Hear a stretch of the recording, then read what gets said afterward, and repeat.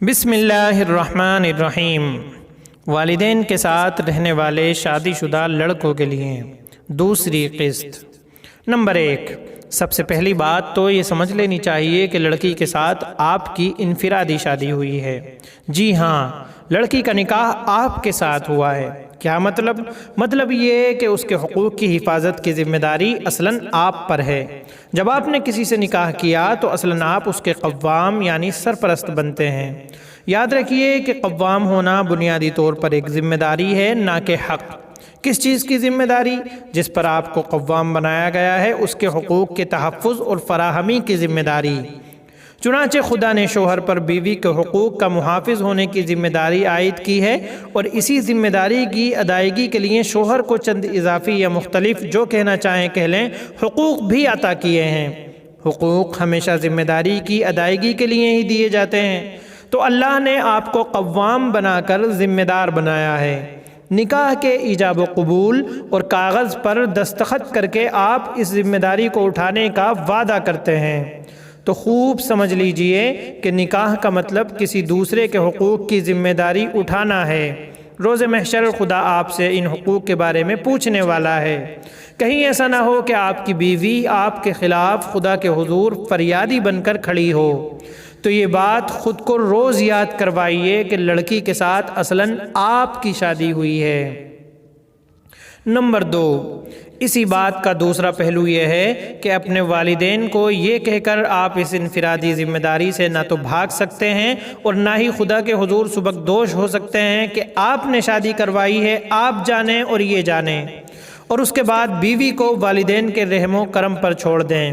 اگر آپ کی کن پٹی پر بندوق رکھ کر نکاح نہیں کروایا گیا تھا، بلکہ آپ کسی طرح خود ہی نکاح کے لیے راضی ہوئے تھے، اس کے لیے سوٹ وغیرہ سے لے کر ہر قسم کی شاپنگ کی تھی، پھر سوٹ پہن کر شادی ہال تک گئے تھے، وہاں مبارکبادیاں وصولی تھیں اور لڑکی بیاہ کر لائے تھے، تو اب اسے نبھانا آپ ہی کی ذمہ داری ہے۔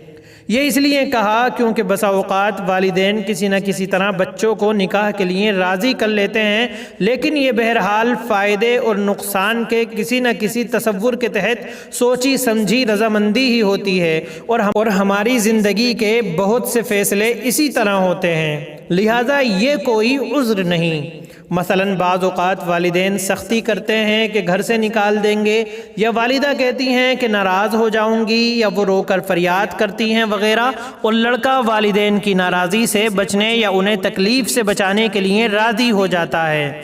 تو بھائی، راضی کس بات کے لیے ہوئے تھے؟ اسی بات کے لیے نہ کہ اچھا فلاں حقوق کی ذمہ داری اٹھانے کے لیے تیار ہوں۔ تو اب اٹھاؤ۔ جو لڑکی آپ کے ساتھ بیاہی گئی ہے، بھلا اس کا اس سب میں کیا قصور، یا اس کا اس بات سے کیا لینا دینا کہ آپ کے والدین نے آپ کو کیسے راضی کیا تھا؟ یہ کیا عجب تضاد ہے کہ ہم بستری تو تم کرو اور ذمہ داری ماں باپ پر ڈالے جاؤ۔ اس ہم بستری کے حق کے ساتھ وابستہ جو ذمہ داریاں ہیں وہ بھی آپ پر لازم ہوتی ہیں۔ نمبر 3، بعض بیوقوف قسم کے نوجوان شادی کی پہلی رات بیوی سے کہتے ہیں کہ میں تم سے جھوٹ نہیں بولنا چاہتا، سب کچھ سچ بتاؤں گا کہ میں پہلے فلاں سے پیار کیا کرتا تھا۔ بعض نادان اس کے ساتھ اس فلمی جملے کا تڑکا بھی لگا دیتے ہیں کہ لیکن اب جب کہ تم سے شادی ہو گئی ہے تو تمہارا بھی خیال رکھوں گا، اور وہ سمجھتے ہیں گویا اس سچ کے ذریعے انہوں نے بیوی کا دل جیت لیا، اور اس سچ کے بعد ماشاءاللہ زندگی اچھی گزرے گی۔ یاد رکھیے کہ ایسی باتیں کر کے آپ اپنی بیوی کی توہین کرتے ہیں۔ آپ اسے پہلے ہی دن یہ احساس دلاتے ہیں کہ تم میرے لیے دوسرے درجے کی حیثیت رکھتی ہو۔ کیا خیال ہے کہ اگر تمہاری بیوی تم سے ایسی بات کہے تو عزت نفس مجروح ہوگی نا؟ تو خوب یاد رہے کہ اس قسم کی گفتگو کر کے آپ اپنے تعلق کی بنیاد ہی غلط زمین پر قائم کر رہے ہیں۔ ایسے احمقانہ سچ سے خاموشی بہتر ہے۔